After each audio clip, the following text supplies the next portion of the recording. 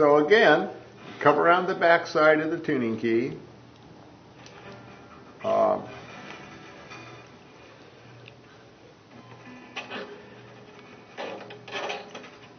it through here. Yeah, and actually I'm going to loosen this up a little bit so it's facing the camera. I want you to be able to see this pretty well. About this looseness, I pull it tight towards the bridge, and again, wrap around in the reverse direction.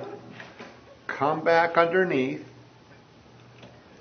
pull the loose end, the free end, or is it running end? I forget, don't know much about ropes. Heard people talking that way. And lock it back. So the string is now gripping each other. And it makes it very difficult for the string to slip through the hole when it's being gripped like that. And it works pretty well.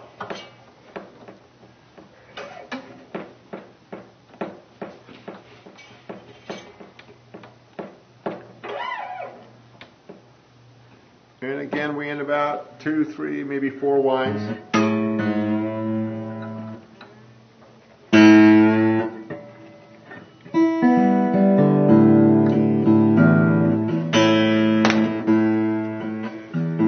And we will continue on through the guitar.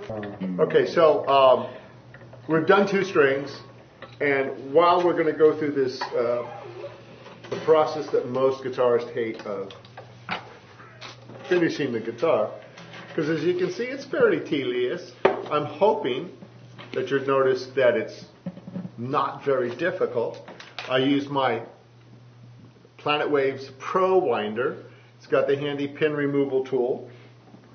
And I really like this because it's a string winder, it's a pin removal tool, and the favorite part is it's also a clipper. So once I've done this, I can just go in here and clip my strings. And I don't have to be searching for wire cutters.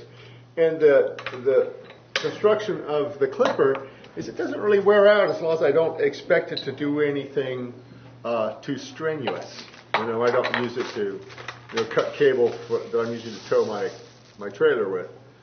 So I noticed you cut them really close. I cut them really close because in the dark when you're wandering around trying to tune stuff, you don't want to be poking your finger with a string. It really hurts.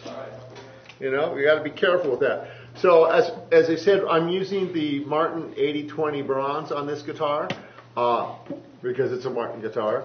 And I like them for a very good sounding short-term string. My other choice, people ask me this all the time, I say, what kind of strings do you recommend? And my first answer, which sounds patronizing, and I admit it because I'm a fairly arrogant person, but it's whatever strings you like. You know, it's just like the guitars. What makes a good guitar? It's a guitar that you happen to like playing. And then I say, but if I have to pay for them, if the money's coming out of my pocket, then I'm probably going to go with D'Addario EJ16s, which is their light gauge strings. They start with a 12. And I like them because while they're not quite as brilliant as the Martin 8020s immediately, they seem to hold their tone more consistently for about a month, which is about as long as I'll go on a set of strings. My new rule of thumb, and you know, I'm a human and I'm a guy, so I can change the rules when I want to, is about 5 shows. If I've done 5 shows with a guitar, which generally means at least a 1.5, 2 sets a show, then that guitar is getting new strings. If I've put strings on the guitar and I haven't touched it for 4 or 5 months, that guitar is getting new strings. Just sitting there in the case, protected from the elements, the strings slowly stretch out, they slowly oxidize, they lose their tone. And sometimes they lose the ability to stay in tune. So, my rule of thumb, 5 gigs, which could be in a week, which with 12 guitars could be a challenge, or a month, if I'm playing the guitar regularly, and if I'm not playing 6 months. I almost, when I was coming down here for the show, grabbed a couple of guitars I hadn't played in a while, and then I got lazy, so I didn't do that. So the strings that I like the Martins for short term. If I'm going to do a recording project, that's what I'll use on the acoustic guitars. If I'm doing a long-term gigging, the Deodaro EJ16s. Now, another thing that people talk about, ask questions about is, well, what kind of gauge do I use? You know, and the assumption everybody has when they buy their first guitar, because it's so hard to play, is that they come with medium gauge. And the reality is most acoustic guitar manufacturers put what is known as light gauge. They start with a 12. There we go. 12 through 54. We're not bothered to do a close-up because you can look on the package anytime you want. Is what comes on 80% of the acoustic guitars that are in my room. Let me find out what I did. Oh, there's my G string. Here at Guitar Showcase. I was actually surprised to find out that Taylor guitars on their dreadnoughts and some of their jumbos actually do put medium strings on it. And it surprised me because I don't bend the strings on those guitars as much. So I didn't notice that they were heavier. Heavier string is a good thing from a tone perspective. You know, a guitarist's life is all about balancing the playability against the tone. So if you use heavier strings, yeah, it's going to be harder to play, but it's going to sound even more powerful and have the other thing is easier to stay in tune. Okay. Yes. I'm getting lost here. I'm doing it upside down. So using a heavier string will give you a better tone, harder to play.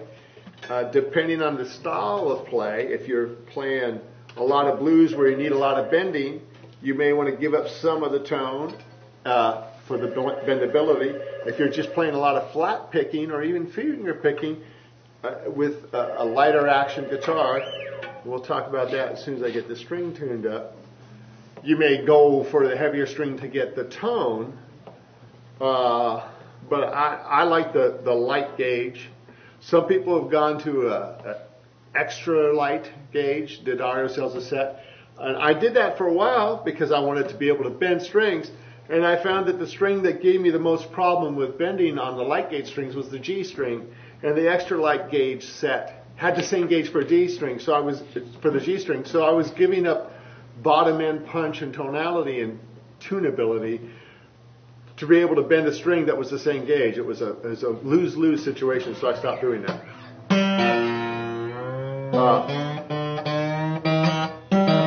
So talking about action,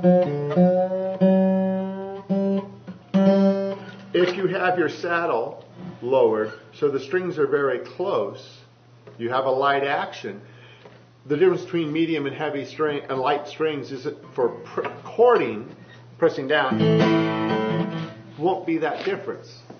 But the challenge with a lighter action, especially with heavier strings, is the lower strings will vibrate farther and you'll get fret rattle. So there's all these trade-offs. So we're talking about strings. There's other strings that I don't normally use that are also pretty good. Dean Markley makes an interesting string, GHS, which we are more familiar with their electrical strings. DR has come out with some really cool strings. The neons, they're neon pink, blue, green, and yellow.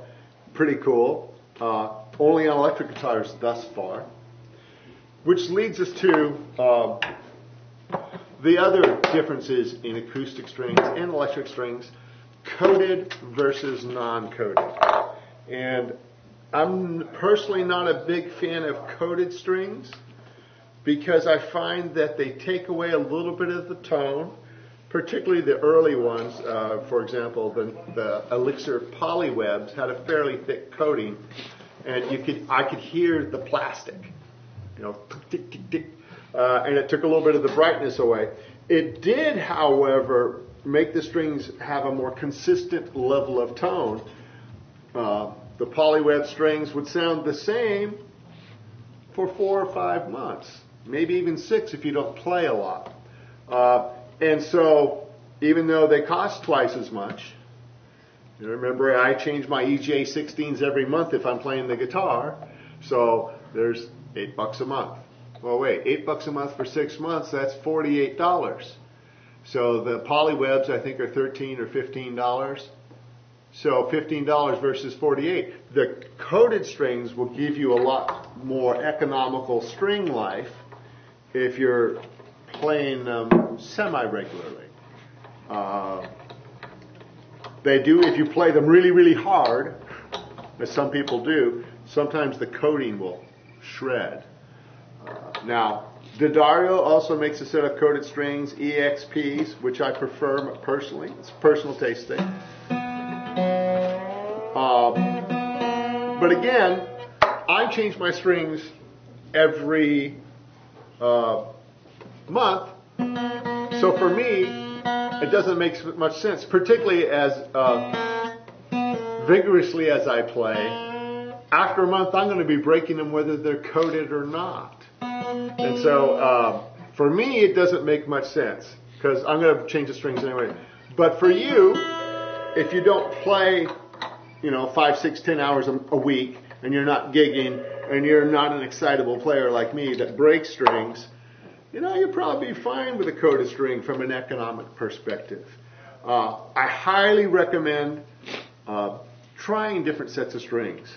We do a thing here at Guitar Showcase that if you're local, once a month, on the 3rd Saturday of the month, you bring me 3 cans of food, and I will put fresh strings on your acoustic guitar for free. We use the different vendors provide the strings, and we take all the food for our local food bank because times are tough and people need help. So that's why we do this. And you can use that because 1 month it'll be D'Addario, 1 month it'll be Elixir, 1 month it'll be Dean Markley, 1 month it'll be Fender. So all these different vendors are providing. It's an opportunity for you to get the job done for free.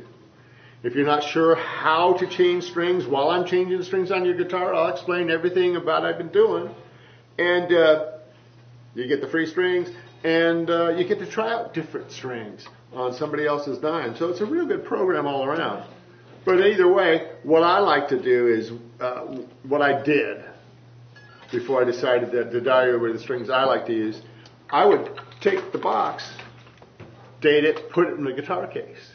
And then I would go, what are these strings? Well, it's 3, I did this, they've been on there 3 weeks and they really sound terrible. I probably won't use these again. I shouldn't hold the Martin strings up when I'm saying that.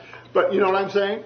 And then you can make comments on it, and if you really like the string, but you broke a string, you need to replace it. Oh, I really like these, let's try these again. And eventually you develop an idea. And something that I have learned in my advanced years, shall we say, is try new stuff every now and again, just to make sure you haven't missed something. I haven't used Ernie Ball Earthwoods ever. No, that's not true. I used them back in the 70s. I'm probably going to give them a try again, just because. Tim, line 1, please. Tim on 1. Should have done that earlier.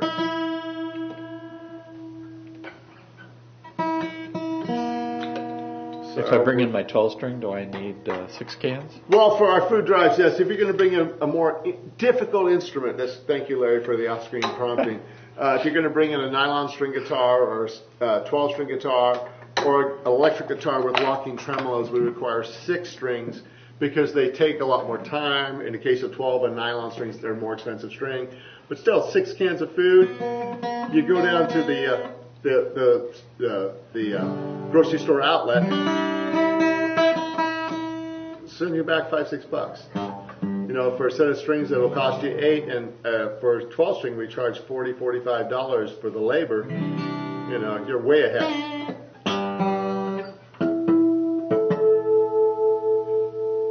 And they have 12 string sets?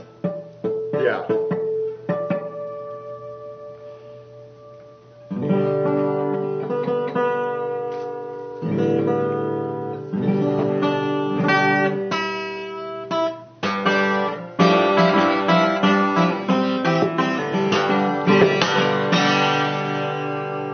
see how much brighter this guitar is now.